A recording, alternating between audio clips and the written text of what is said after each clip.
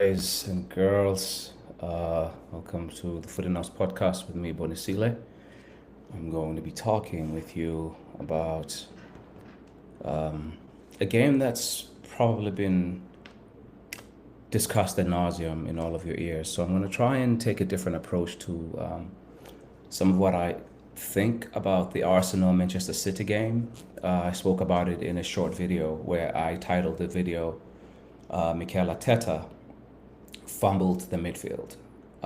Since then, I've watched a lot of Arsenal content, listened to a lot of Arsenal content, and there's a lot of man. The man is taking a lot of stick. He's getting the cane up the bum from every single corner.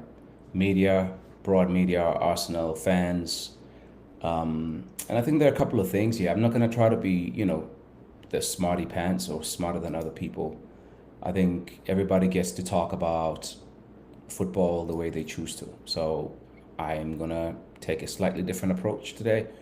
Not that I'm gonna invent anything, but I do think some of the caning of Arteta has been a bit OTT. The guy is taking pelters from people, some of them have admittedly not been good coaches. Gary Neville. And then obviously some of them, like Jamie Carragher, went straight into punditry and never looked back, right? Like he's never coached the game. Smart people, so I'm not going to minimize anyone's opinion here. Like I'm not a disrespectful person. However, I think there's a lot of strong, like two-footed tackles on Mikel. He's frustrating. Don't get me wrong. He's a very frustrating figure. I'm not going to be here, being the leader of the Mikel Arteta Defense Club or whatever. However, I think the caning of the man to this degree needs a little bit of, like, I think, without being too nerdy about it, I think the analysis of the analysis is a little bit needed here.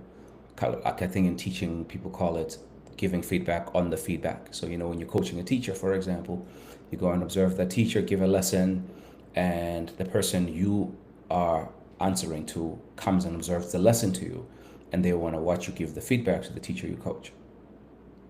Then they give you feedback on your feedback and how you can do it better. And I'm not here to give feedback on the feedback, but I think that's a practice a lot of us who come on these airwaves, whether that's on YouTube or Spotify, or wherever we deliver football content. I think sometimes we get a little bit too prissy when we get critiqued on the criticism we give on people. And none of us wants this, but my God, people are going all in on Arteta. It's not all without merit that people are criticizing this man, but I feel with the freedom of speech, we also have responsibilities. We can't just speak of people like they're not going to be hearing or reading or living within the noise that we create about them. Another example of this is two players, actually, for example, at Arsenal. Noni Madueke had to live with Arsenal fans doing all kinds of things that we're not going to go into, right? And now that's turning around. Fair enough. Martinelli has been getting a lot of similar things. Well, like people too quickly want to cast him out. I know football fans, we are very fickle and we can change our position from time to time. However, there's something that's building when it comes to Arteta, as far as like the narrative around him as this cautious man. The man has had to negotiate some of the toughest six fixtures going into Newcastle to start the season any manager has probably had to deal with in an Arsenal setting, or any manager if you're not managing a relegation, destined team. He's negotiating this, and we're sitting at 10 points after what, 5 games. He's also had to deal with losing his key players in this period, right? He's lost. I'm not gonna have to go through all of them all the time, but like Timber is having to play a lot more minutes because Ben White is not fit. Bukayo Saka has been gone for a period of time, and he just came back for a half of football against Manchester City. Martin Odegaard has played 20 minutes or less in the last 2 or 3 games he's showed up for Arsenal. 3 games he's showed up for Arsenal. So I think, yeah, the pellets that Teta is taking is a bit extreme if you think about like the kind of start he's had to navigate. And so what that means, he's had to use a lot of these new signings that are supposed to be coming in as depth to what he has. They are now having to frontline the mission, right? This is not me excusing Teta. I'm just sharing with you guys like what we're all watching and what we are all responding to, but in different ways. Like Mikel Merino is the lightning rod for a lot of this talk. But to be quite honest, if you give a coach the option of having to go to Anfield and to play against a Pep Guardiola team, are you going to pick Ethan Nwaneri both of those times? Like I think I would have liked to have seen Nwaneri on Sunday, for example. I would have. However, we can't be disingenuous and act like we don't understand why you go with a Spain international in a game like that. And then when you see that it's not working at halftime, you give Eze minutes from 45 minutes in, because Eze, we have to also understand, at least actually this is what I was telling myself at halftime, and I saw Eze didn't start. I didn't like that option that Arteta went with, but part of watching your team is also trying to understand what is the manager trying to do here, whether you agree with it or not, but at least like try to understand it, right? Like the man, Eze, this is, comes from Palace. They're not used to playing 3 games a week. And we're going to be playing 3 games a week all the way until the next international break. And so, Eze started the previous weekend, played a lot of that game, started 3 days later in Spain, hooked after 70 minutes. He's not used to that. Merino is, yes, I think when you put the entire season next to each other, if Merino has played more minutes than Eze for the season, then we can have a conversation about how conservative Arteta is. But like, we're 5 games in the Premier League, 1 game in the Champions League, and people are losing their toys. That's just, to me, I think that's silly. You know, it doesn't mean you can't be, unhappy about the decisions, but you can't be then online just like acting like the world has come to an end now. At least that's my opinion. Like, people can give me feedback on this feedback. I just think we're just being too overreactive when we go into full blown like, oh, this is who we are now. Like, nobody in the Arsenal hierarchy expected that by week 3 we would be playing 5 of the new signings in the starting 11, which we have done. We started with about 5 new signings in a game where Madueke started, Eze and Victor Gyökeres started in the front 3. And then you had Zubimendi and Mosquera. They've all started a game together. And nobody wants to talk about that, like the transition and the integration of new talent into the squad. If you've been supporting Arsenal long enough, you'll remember Arsene Wenger used to famously say, we used to all sometimes think that maybe he was just trying to be nice to the board and trying to save money and say, yeah, we can't be buying too many players. Arsene Wenger used to say that all the time. And a lot of Arsenal fans who have been watching football, Arsenal football, over the last 25, 30 years will know a lot more about Wenger and his ideas around integrating too many talents. And basically, we've bought about 8 players this last summer. 8. And 5 of them have had to start a game together. Of course, we're not going to see attacking fluidity, not to the degrees of 22, 23 season, or like seasons where we've had our best 11 players fit all the time. It's been a long time since Arsenal has had that. People are going to say, yeah, but last season, the offense looked constipated and it looked like, it needed some juicing and some oiling. That's because last year also we lost a lot of players who were key to the plan. We lost players who were key to the plan. Whenever that happens in elite level sport, you are going to struggle some. But this season, for us to go bananas on the man, and I said I was going to talk about Arteta and the Manchester City team response. So that my response is, I think the response to these first 5 games is a bit too much. Like, yes, instant reaction, I understand it. Like, I had a moment as well. I was like, after Liverpool, I said Arteta cost his team the game. That was again straight after the game. After Manchester City, I said Arteta fumbled the midfield. That was in a 3-minute video.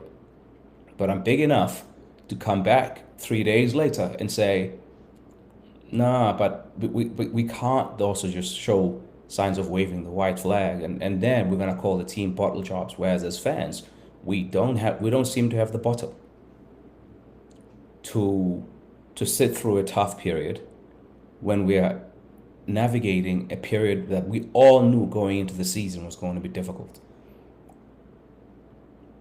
Even if we didn't suffer an injury with every Premier League outing. Every Premier League outing has resulted in an injury for Arsenal. In the Manchester United game, I might mess up some of the identity of the players here, but after Manchester United, Kai Havertz came on during the game, 20-something minutes, maybe played, boom, gone, he's out. The next time out, who was the next game? I don't remember. Liverpool was the third game. By that time, Odegaard was already out, so I guess we lost Odegaard. But we also lost Saka, because Saka didn't play at Anfield. And after the Anfield game, or at the Anfield game, we lost Saliba. And then people have just been falling to now. I'm going to go to after this because I don't want to talk too much about Man City because it's been discussed ad nauseum. I do think as a fan base, yes, we can't be all happy clappy and kumbaya and pretend that things are rosy. This isn't what we all want to see. I don't want to see it either. I'm not here trying to defend the club or Arteta or anyone really for drawing a game against Manchester City where we could have gone for it even more. However, somebody said it earlier, like in a different podcast I was listening to, that like Mikel Marino, is not necessarily like the problem, nor is it as a starting, nor is it Martinelli. The problem is maybe Arteta's offensive playbook or offensive coaching structures are failing players, or players are being put in situations where they aren't going to be excelling too many times, and we've seen that. So you can level criticisms at Arteta like that, no problem. I'm not here to police how people critique, but I am here to say, bro, like, can we at least save the two-footed tackles for like March, April, May? If we are at the precipice of a crisis after every game that doesn't end in a win, it's going to be a long season. It's going to be a really, really long season. We can't be having crisis talks after every game that doesn't result in a win, and it's only September. We've only had one international breaks, and people are going two-footer tackles on a manager, two-footer tackles on Victor Gyökeres, and anyone is getting it. Anyone. I think there's a maybe a collective agony that's living through a lot of us from maybe even the Wenger years, and we thought maybe the healing was coming pretty soon. But I also remember a lot of these people talking less than 5 years ago, talking about it's going to be years before we're challenging. We can't see a way back into challenging for titles. And now Arsenal is challenging for titles. Yes, last year was a wimpish one, was not a a dignified or respectable challenge to the title, but like there were there were understandable circumstances. You know, you had too many injuries to key players. So I don't know what people want to see, but like I don't really agree with the vitriolic nature of the criticism. Criticize is fair, but vitriol is something else. Um, and we have a lot of young players in this team too. You know, you're having a go at their manager. A lot of these guys sign on to play for the club, but also the manager is one of them. And so it's like on the one side of our mouth, we idolizing this guy and like pitting this guy against this guy. We can't seem as a fan base, in my opinion, to graduate from let's just support this team. We had this one bubble in 22-23 where we supported the team, and Granit Xhaka started playing some of the best football we've seen him play for Arsenal. And now we're back to fault finding. Like we're looking for, and we better get used to not having the starting 11 that we like because we have options now. So every weekend is going to be a debate about starting 11s, even when we win. And I think that's the other part of this whole equation that we're not looking at is that the manager is trying to integrate 8 new players, and 5 of them have already played way more minutes than they would have anticipated. They're having to front the project, not to integrate and like add to the project because we've lost 5 players within the first 4 or 5 game days. And now we lost Madueke. Sounds like he's going to be out for 2 months. Noni Madueke at halftime had to be substituted. I know people were upset about him not finishing the game or at least not coming back after halftime. He was injured, it turns out. Piero Incapie didn't make the squad. Deadline signing, so a loan with obligation. He played about 5 minutes in Spain. He's got a groin issue. It's not expected to be too long, but that's from Mikel Arteta's press conference today. That Madueke is out.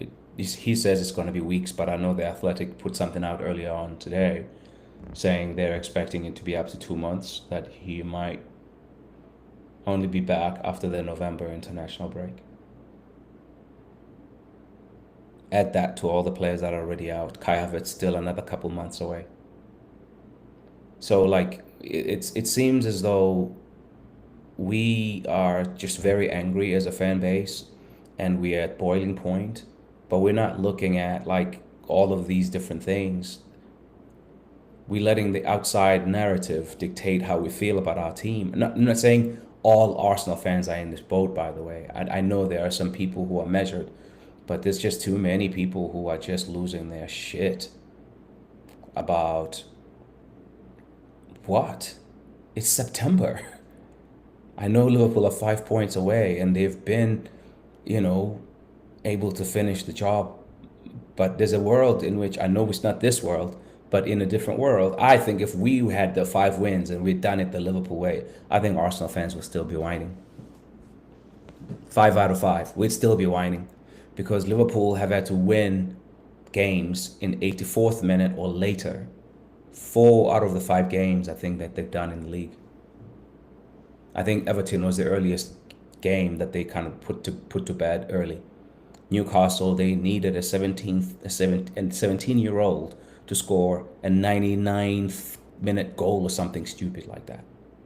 Against Arsenal, they needed an 83rd, 84th minute worldie to win that game. Against Bournemouth, they were cruising, let them back in the game, and they needed again late exploits. If we had done that, I know right now we're looking across and we're saying, "Oh, Liverpool, they're gone," and they might be, but it's September. It is September.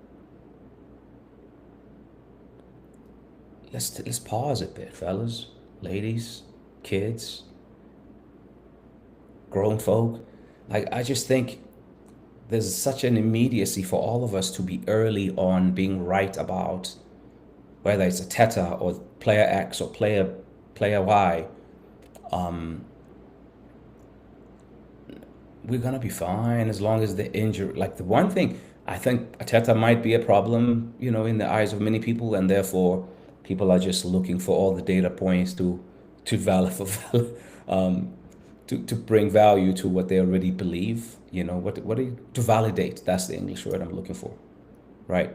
People are looking to validate, looking for data points that validate their original stance and just go into the bank with it. Yep, I was right about this fraud. Teta is a fraud, some may say.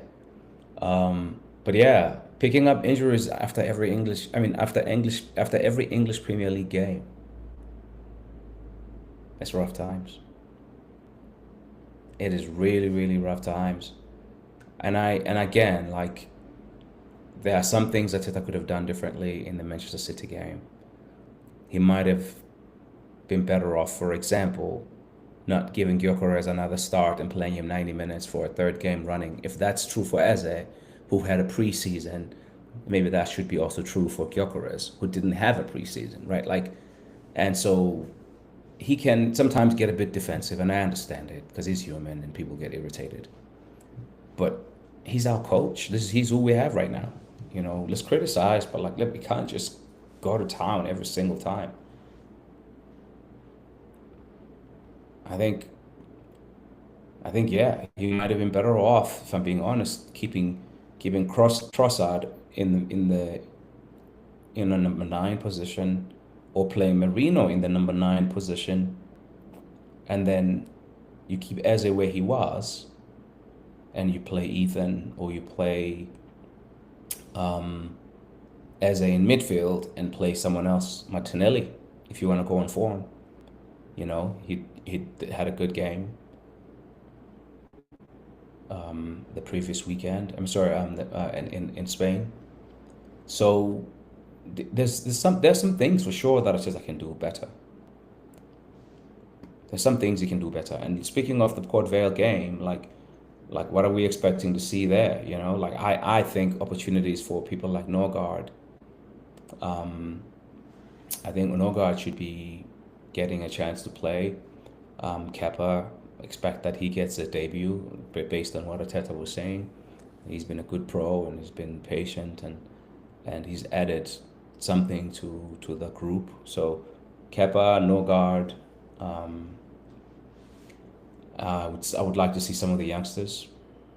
Ethan Nwaneri has been good when he's come on, but let's not forget that he's 18 and Arteta likes players who are two-way, but he is getting a lot more minutes. I remember when Odegaard's gotten injured, he didn't go for a safe option. He called Ethan. So Ethan has played more minutes in the first 5 games of this season than he did in the first 5 games of the previous season. That might be injury driven or whatnot, but that's how footballers get opportunities. Is when the guy who's ahead of you gets hurt, you step in and you don't look back. You can think back to a lot of young players who benefited from injuries. Ashley Cole benefited from some Silvino's and other people's misfortunes. He became one of Arsenal's best left backs and one of England's best ever left backs, if not best ever. Miles Lewis-Kelly last season, Hector Bellerin before. We got Debuchy and he got hurt and Hector took his chance, and Debuchy, people don't even remember that Debuchy played for Arsenal at this point. So, give some youngsters a chance. I would go for an 11 that rests a lot of people except for the guys who haven't played due to injury. So in my opinion, Arteta should pick an 11 of Kepa in goal because he deserves it and he's a good enough player. He could play some Premier League minutes for us. At right back, Ben White was warming up and he's been injured. He needs minutes. We're gonna go to Newcastle. Timber needs a break. Timber should not even travel. Put Josh Nicol or somebody. Timber should not even travel. Ben White should go play, and then Mosquera can play at centre back. So Ben White right back, Mosquera centre back. With Ngapié injured, that's a bit unfortunate, because another player that I think should not travel is Gabriel. So maybe you play Mosquera with Saliba. So Saliba goes right centre back and Mosquera left centre back, because he can play comfortable on both feet. Maybe that's what you do. Ben White, Saliba on the interior, Mosquera. Okay, I'll stick with that. I'll do anything if I'm Arteta to not take Gabriel to that game. And Timber. Left back, you go with Miles. So you got a back five of really, really good, experienced players who can start a Premier League match. All four of them. Five actually, including Kepa. So Kepa in goal, Mosquera and Saliba centre back, Ben White right back, Miles Lewis-Skelly at left back. Where it gets a bit interesting is midfield for Port Vale tomorrow. I think he should go for definitely Norgard in the 6. And then, don't hate me for this, but Merino, because I don't want Declan Rice or Zubimendi playing against Port Vale. So play Merino, left 8, Ethan Nwaneri, right 8.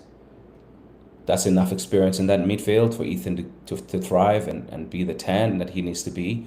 And Merino gets more minutes in his legs, because as these people start coming back, he's probably going to get less minutes. So I'm less worried about an injury to Merino than I am worried about an injury to Declan Rice or Martin Zubimendi. So the midfield 3, just to finish it off, it should be Ethan, right 8, Christian Norgard, number 6, and Mikel Merino, everybody's favorite player, at left 8.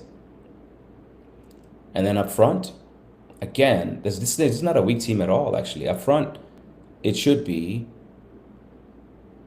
a variation of Martinelli and Leandro Trossard, because they haven't had a lot of minutes.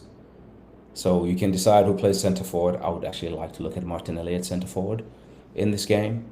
But if you want to go with Leo, that's fine. Max Dahman, right wing. Play Max Dahman.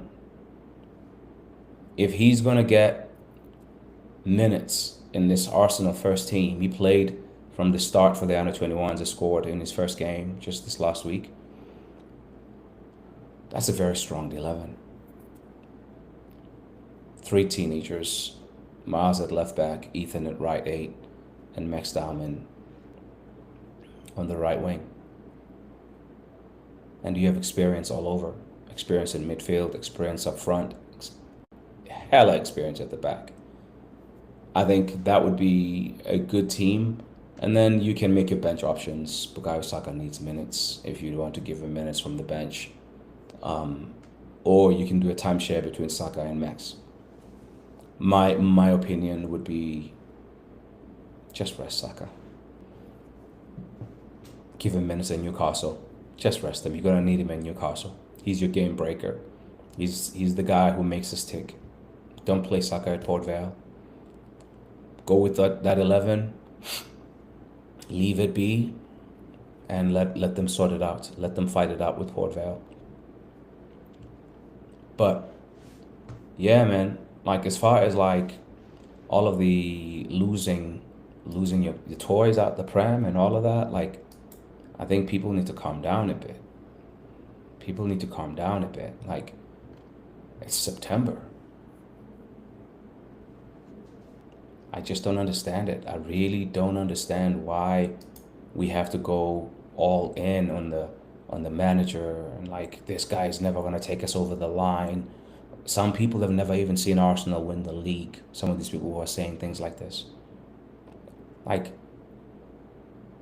let's calm down. This guy is navigating a very tricky part of the schedule with 4 to 5 of his best players not in the team. And he has more injuries to deal with now, with Madueke out for 2 months and Ngapie out for a little bit as well. Kai Havertz, couple more months still. I know I'm repeating this, but like the injuries are part of the struggle in the offensive fluidity. You know, I mean, it's not like people like myself, we don't see that there's a struggle offensively with this Arsenal team. But the problem is, you can't just integrate like 8 players like instant oatmeal. You know, you have to get repetitions. You have to build relationships. People talk about chemistry in sports, team sports. You have to build those. That's why, if you think about the best season that Arsenal has had under Mikel Arteta, which is that 22-23 season, like most of it, that first 7 months, and then the 23-24 season from January to May, right? Those are the 2 6-month periods where we saw Arsenal click under Mikel Arteta. What is common? What is the common thread across those 2 periods? You could pick the starting 11. You could close your eyes and be like 1 to 11. You know who's playing. And it doesn't mean now, okay, it needs to be perfect starting 11 all the time. But what's happened since then, because we overused players, we have too many injuries. And I'm sorry, at this level, you can't survive that many injuries to your best players and still win things. And yet, Arteta still coached his buttocks off to get this team to the Champions League semi-final and still finished second last year in what could have been a disastrous season because we didn't have a striker starting beginning of February. We had a central midfielder playing number 9, and we made a Champions League run into the semi-finals, and we narrowly lost to the champions. Then we gave people a run for their money, making adjustments, tweaking things, getting the best out of what we had. Come on, guys. Come on. It's not that bad. It's not that bad. It's still just football, but I understand people are passionate. I get that. But if we are like this in September, let me put it to you this way, and I'm going to leave after this. If Arsenal had won 5 out of 5 games and Liverpool had drawn 3 of the games that they won in the 85th minute or 90th minute or later, if they had drawn 2 of those games and they were sitting at 9 or 10 points themselves, and Man City were exactly where they are, would you be going so strong and believing that this is our year to win the league and we will 100% win it? Because what I'm seeing in the criticism right now is a lot of like 100% we are not going to achieve anything with this manager. And that's a genuine question. I'm not being a smart ass. Like, do people really think in September it's okay to be this conclusive about a season? Disagreements are going to happen again. We're going to disagree about the next starting 11. Like, I'm going to be upset again about the starting 11. If Arteta doesn't do the starting 11 I just said now, tomorrow, if he plays Gabriel or Timber or Martin Zubimendi or Rice for more than 20 minutes in this game, I actually think the 2 defenders should not even travel. I think Timber should not travel tomorrow. I think Gabriel also had a big surgery at the end of last season. He's still coming back from that. I think those 2 should not travel. So yes, I'm gonna be upset too, but you won't see me out here losing my shit because he didn't, pick the lineup that I wanted. I might express dissatisfaction about it, but can't be calling for a man's head when a man has taken the club from where it was to where it is now. I can't connect to that. You can, if you want to call for his head, go for it. But personally, I can't connect to that. But anyway, I've ranted solo for 35 minutes. I'm going to stop here. My name is Bonisile. For the Notes podcast, For the Notes with Bonisile on YouTube. Cheers. I'll talk to you after this next game and before the travel to Newcastle.